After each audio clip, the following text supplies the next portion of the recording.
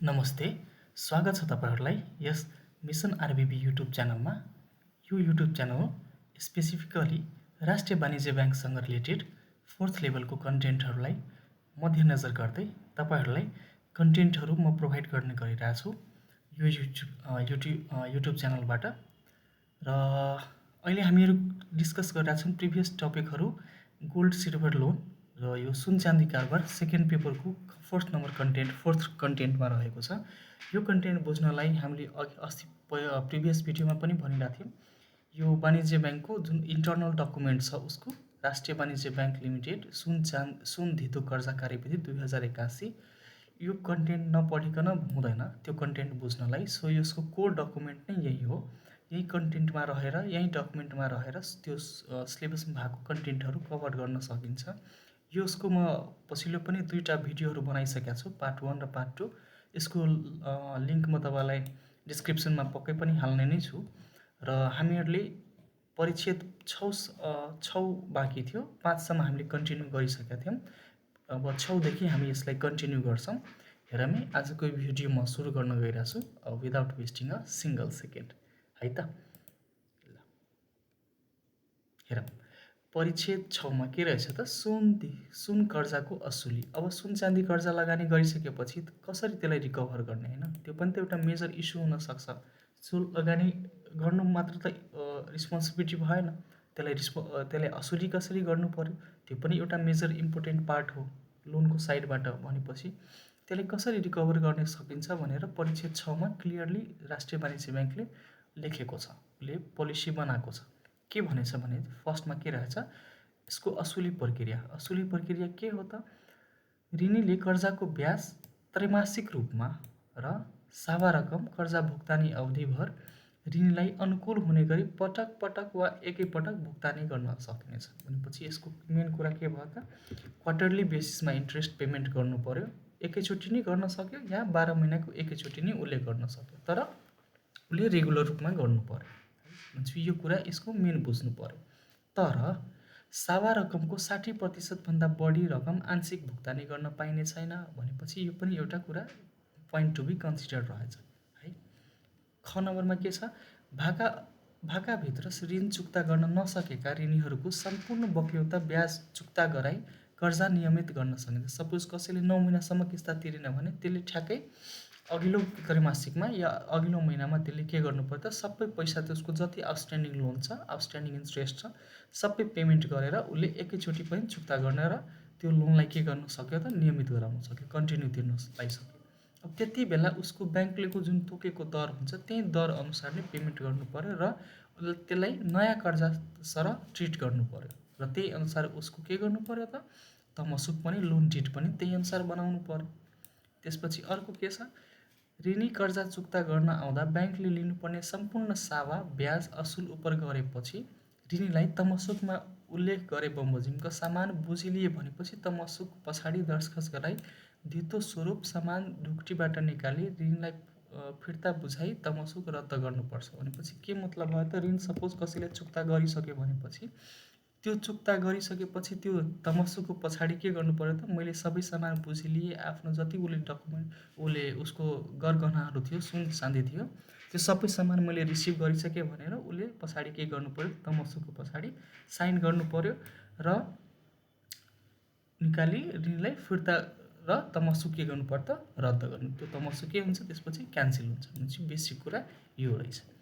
त्यसपछि सुन कर्जाको ग्यारेन्टी बापत सम्बन्धित नगद अधिकृत वा खजान्चीलाई यो भनेपछि के रहेछ, 1.52% कर्जा जमानत सुविधा, लोन ग्यारेन्टी कमिसन। यो कसले पाउने हो, स्टाफले, राष्ट्रिय वाणिज्य ब्याङ्कको स्टाफले यो पैसा पाउने। यो किन पाउँछ त, उसको सुन चाँदी कर्जा म्यानेज गरे बापत उसले के गर्नु हो त, ब्याङ्कले उसलाई कमिसन एज अ यसलाई कमिसन दिन्छ, है। स्टाफले पाउने हो उसको इन्ट्रेस्ट, है, कमिसन भनिन्छ यसलाई।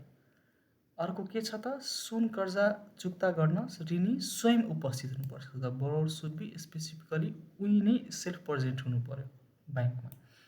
निज स्वयं उपस्थित हुन नसकेको अवस्थामा निजले इच्छाएको व्यक्ति वा हकवाला एका घरको परिवारलाई ऋतपूर्वकको मन्जुरनामा दिई पठाउन सकिन्छ। इन केस त्यस्तो सिचुएसन आयो जहाँ ऋणी बरोबर आफै एभाइलेबल हुन सकेन, ब्रान्चमा प्रेजेन्ट हुन सकेन भनेपछि त्यति बेला उसले के गर्नु पर्यो त, आफ्नो घरको मान्छेलाई उसले मन्जुरनामा दिएर पनि पठाउन सक्छ है। त्यति बेला चुक्ता गर्न बेलामा, ऋण चुक्ता गर्न बेलामा यसरी मन्जुरनामा पठाएको मन्जुरनामामा दस्तखत ऋणीको दस्तखतसँग भिडाउनु पनि पर्यो कि त्यो मन्जुरनामा भएको दस्तखत उसकै एकाउन्ट होल्डर बरोबरको दस्तखत हो कि होइन भनेर त्यो पनि भेरिफाई गराउनु पर्यो।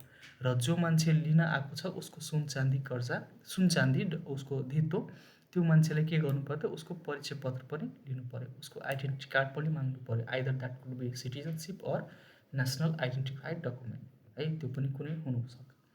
अब सुन धितो लिएको ऋणीको मृत्यु भई निजले इच्छाएको व्यक्ति या सुन निखन्न, झिक्न वा लैजान आएमा निम्न अनुसारको कागजात चुक्ता गराई कर्जा चुक्ता गराई इच्छाएको व्यक्ति वा हकवालालाई सामान हस्तान्तरण गर्न सकिन्छ। भनेपछि के भयो त, सपोज ऋणी लिन आएन होइन, त्यो सुन चाँदी ऋणी लिन आएन भनेपछि त्यो कसले गर्ने हो त, अब कसले त्यो ऋण चुक्ता गर्ने हो या कसले त्यो डकुमेन्ट्सहरू त्यो सुन चाँदी लिने हो भने चाहिँ त्यो कुरालाई यो 6 नम्बरको पोइन्टले क्लियर गर्छ। के भनेको छ, इच्छाएको व्यक्ति होइन आएमा उसको के डकुमेन्ट लिनु पर्यो त, ऋणी आ छैन त भनेपछि उसको मृत्यु दर्ता लिनु पर्यो, उसँग मन्जुरनामा लिन आएको मान्छेको नाता प्रमाण लिनु पर्यो, र अर्को के लिनु पर्यो त, उसको नागरिकता लिनु पर्यो है। यो 3वटा डकुमेन्ट लिन आउनु पर्यो।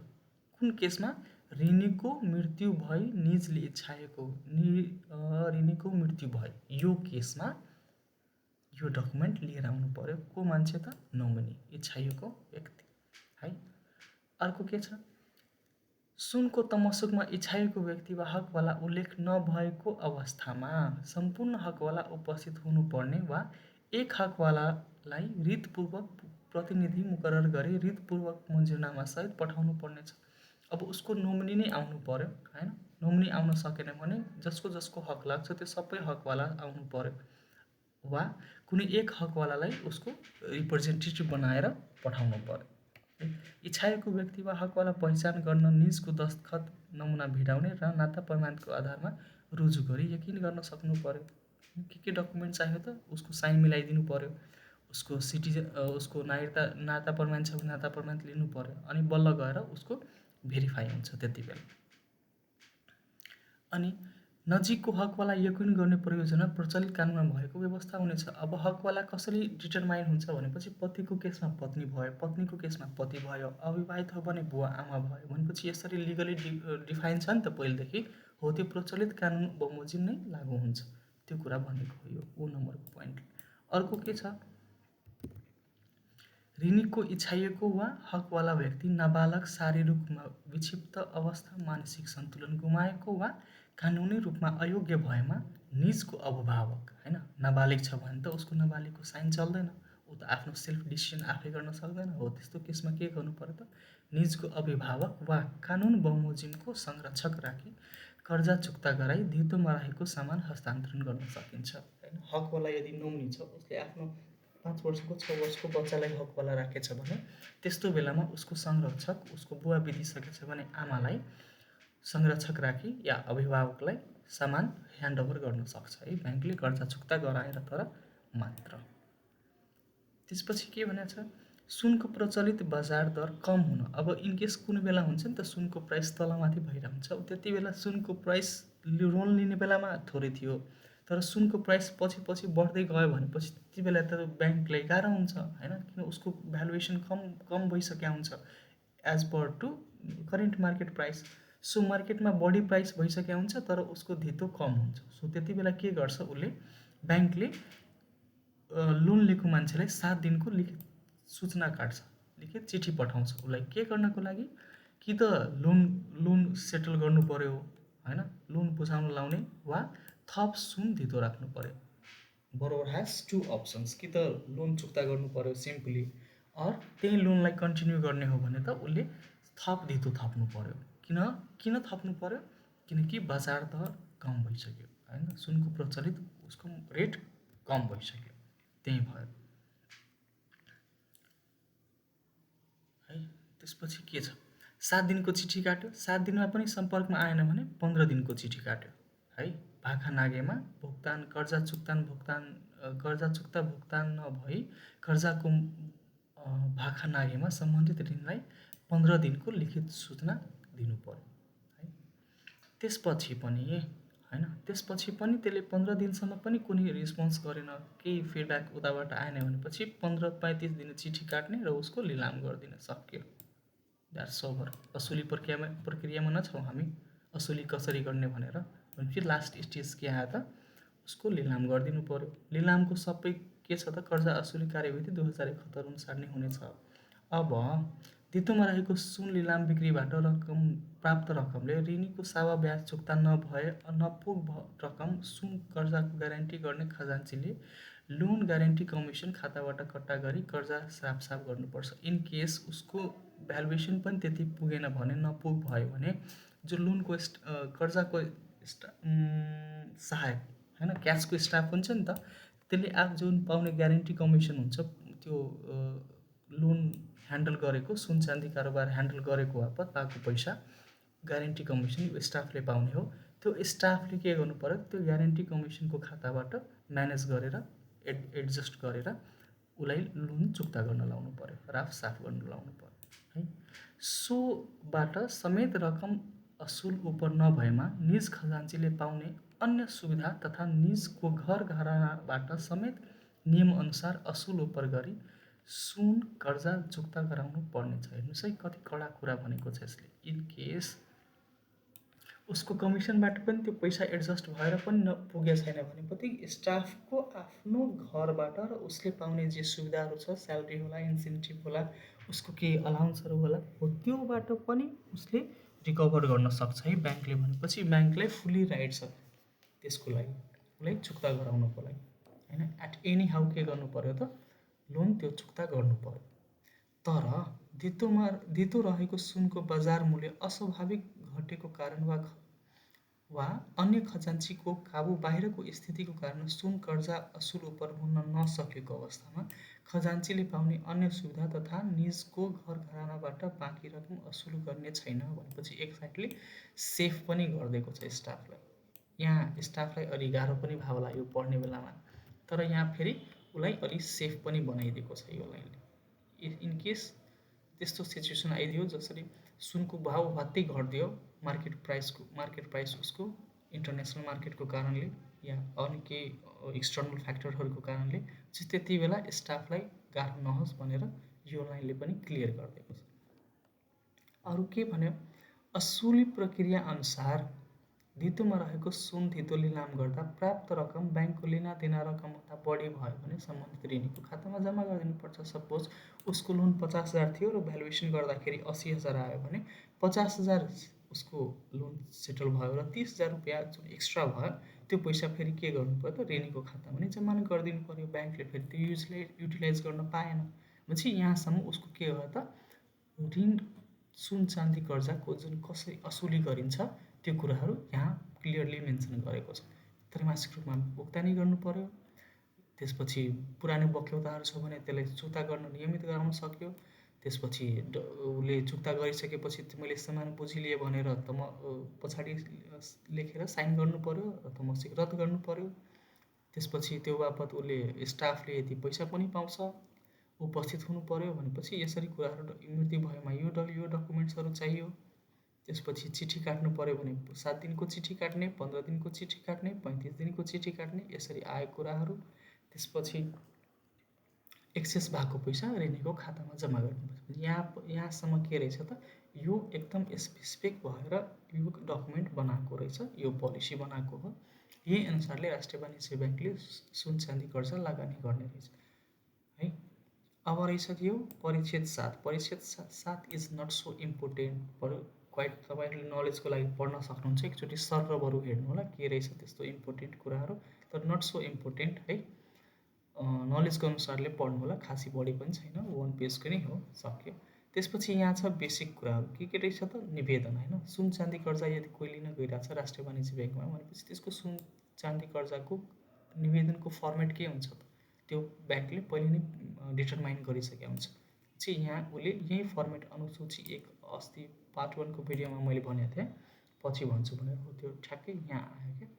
अनुसूची 1 बमोजिम निवेदन दिनुपर्छ भनेर भनेको थिएँ नि त, अनि त्यो यहाँ छ क्या, अनुसूची 1 ठ्याक्कै यही अनुसार शाखा कार्यालय लेख्ने, यहाँ कति मिति लेख्नु पर्यो, शाखा कार्यालय लेख्नु पर्यो, कति मूल्य हो आफ्नो अनुसारले त्यो लेख्नु पर्यो, अनि कुन कुन गरगहनाहरू छ त्यो कुरा यहाँ लेख्नु पर्यो, अङ्कमा अक्षरमा उसको नम्बर लेख्नु पर्यो, भ्यालु लेख्नु पर्यो, नम्बरमा एउटा छ कि दुईवटा छ कि त्यो, त्यसपछि यो डकुमेन्ट्सहरू दायाँ बायाँ लाएर यति डिटेल्सहरू सबै भरेर त्यसपछि सबमिट गर्नु पर्यो है। त्यसपछि तमसुक अनुसूची 2मा के रहेछ त, कर्जा तमसुक, लोन डिड्स भन्छौँ हामी इङ्ग्लिसमा, त्यो डकुमेन्ट्स यो अनुसारले कर्जामा लाग्ने सबै शर्तहरू सबै कुराहरू यहाँ मजाले लेखेको छ। अघिको कुराहरूलाई एकदम समराइज गरेर बेसिक कुराहरू एकदम इम्पोर्टेन्ट कुराहरू यहाँ लेखेको छ है। रिभाइज गर्ने पर्पजको लागि पनि बनाइदिएको होला, स्टाफहरूलाई पछि सजिलो होस् भनेर, अनि कस्टमरलाई पनि ट्रान्सपरेन्सीको पर्पजले यो कुरा लेखिहाल्छ। यो कसको लास्टमा हेर्नुहुन्छ भने एउटा के कुरा नोट लेखेको छ भने 2 प्रति एउटा तमसुक बनाइन्छ, 1 प्रति ग्राहकलाई दिइन्छ र 1 प्रति कार्यालयमा राखिन्छ। यो तमसुक दुई पिस बनाइन्छ है। त्यसपछि अर्को के छ त, लिलाम बिक्री भएको अवस्थामा यो फर्मेट युज गर्नु पर्यो, कुन त, अनुसूची 3 यो वाला फर्म युज हुन्छ है। त्यसपछि अर्को के छ त, वार्षिक प्रतिवेदन, त्रैमासिक प्रतिवेदन, सुन कर्जाको वार्षिक त्रैमासिक प्रतिवेदन बनाउनु पर्ने हुन्छ, त्यो अनुसूची 4 छ। त्यसपछि बेसिकली यति मात्र यो डकुमेन्ट रहेछ। यसमा के जान्नु पर्यो बेसिकली कुराहरू, एउटा अनुसूची 1 बमोजिम निवेदन दिनु पर्यो, अनुसूची 2 बमोजिम उसको के हुन्छ त, तमसुक बन्छ, उसको नायिकाहरू लिएर, अनि अरू डकुमेन्ट्सहरू केही इम्पोर्टेन्ट मागेछ भने त्यो दिइहाल्ने, नत्र यो 3वटा डकुमेन्टले सुनचाँदी कर्जा मजाले निकाल्नु पायो है। भनेपछि यो कोर डकुमेन्ट यही हो। यसको एकचोटि अरू तपाईँहरूले भिडियो हेर्नु होला, अनि सर नोट बनाएर के कुराहरू तपाईँलाई इम्पोर्टेन्ट लाग्यो त्यो कुराहरू नोट डाउन गर्नु होला। एकचोटि सर रिभाइज गर्नुभयो भने मजाले बुझ्नुहुन्छ। कुनै not so hard and fast rule छैन यसमा, कुनै त्यस्तो कुनै टर्मिनोलोजीहरू पनि युज गरेको छैन, एकदम स्पेसिफिक भएर अनि सिम्पल ल्याङ्ग्वेजमा युज गरेको छ। यसमा ल्याङ्ग्वेजहरू पनि त्यस्तो कुनै हार्ड छैन। अनि अबको नेक्स्ट भिडियोमा म तपाईँहरूलाई यो स्पेसिफिक भएर सुन चाँदी का गहना, ढिक्का, सुन, काँचो सुन, असर कि पहिचान प्रमाणित भनेपछि यतिलाई कसरी आइडेन्टिफाई गर्ने यसको, र त्यसपछि प्युरिटी टेस्ट कसरी गरिन्छ, स्पट प्राइस के हो, अप्राइस्ड प्राइस के हो, लोन टु भ्याल्यु रेसियो के हो, मार्जिन कल के हो, लोन ग्यारेन्टी कमिसन यो के भयो, यो अघि थियो नि त 1.52% हो, त्यो ठ्याक्कै यहीँ हो क्या। र अरू insurance and other backup coverage यसको बारेमा एउटा कम्प्लिट भिडियो म बनाएर ल्याउनेछु, जसमा तपाईँहरूलाई यो सबै कन्टेन्ट मजाले कभर हुन्छ है। एउटा भिडियो या दुईवटा भिडियो जतिवटा लागोस्, तर आई गेस एउटा भिडियोमा हुनुपर्ने हो। अनि एउटा त्यो सर भिडियोहरू पनि हेऱ्यो भने मजाले यो कन्टेन्ट क्लियर हुन्छ। मैले तपाईँहरूलाई यो डकुमेन्ट किन भनेको भनेपछि यो सबसँग एक्सेस हुँदैन क्या, भनेपछि यो बुझ्नु पऱ्यो। यो डकुमेन्ट क्लियर भएको छ, यो डकुमेन्ट तपाईँहरूले बुझ्नु भएको छ, पढ्नु भएको छ, आइडिया छ भने तपाईँहरू अरूभन्दा युनिक बन्नुहुन्छ क्या। र यो त लोकसेवा नहो, यहाँ पास त मात्र गर्नु छैन, अरूलाई फेल गराउनु छ होइन, अरूलाई जित्नु छ होइन। तपाईँ आफू राम्रो हुनुभयो भने बल्ल गएर अरू फेल हुन्छ, पछि तपाईँ आफूलाई कसरी त युनिक बनाउनुहुन्छ, how you will differentiate from your self होइन, अरूभन्दा कसरी डिफ्रेन्सिएट हुने त, त्यो कुरालाई माइन्डमा राख्नु पऱ्यो क्या हमेसा। त्यही भएर यो डकुमेन्ट बुझ्नै पर्ने हुन्छ, पढ्नै पर्ने हुन्छ, यसको एउटा सर 3-4 पेजको नोट बनाउनै पर्ने हुन्छ क्या। यति भएपछि तपाईँहरूले यो टपिक मजाले गर्नुहुन्छ। म तपाईँलाई यसको पार्ट 1 र पार्ट 2 को भिडियो डिस्क्रिप्सनमा राखिदिन्छु, अनि यो पार्ट 3 भिडियो हेर्नुभयो भने मजाले अरू सब कन्टेन्ट्सहरू बुझ्नेछ। त्यसो भए आजको लागि म यति नै गर्दछु। आशा गर्दछु तपाईँहरू पनि भ्याकेन्सीको वेटिङमा हुनुहुन्छ र आफ्नो प्रिपरेसनलाई निरन्तरता राख्नुहोस्, भ्याकेन्सी आइ नै हाल्छ। भ्याकेन्सीको लागि कुनै इलेक्सन या अरू कुनै कुराहरूले रोक्दैन, इलेक्सन भए पनि भ्याकेन्सी आइ नै राखेको छ। सो भ्याकेन्सी नै आइरहेछ, रिजल्ट नै आइरहेछ, अनि चाँडै नै नयाँ भ्याकेन्सी पनि आउँदैछ। सो तपाईँले आफ्नो प्रिपरेसनलाई निरन्तरता राख्नुहोस्। अहिलेको लागि म बिदा माग्छु। हस्त, नमस्ते, happy learning, have a great time.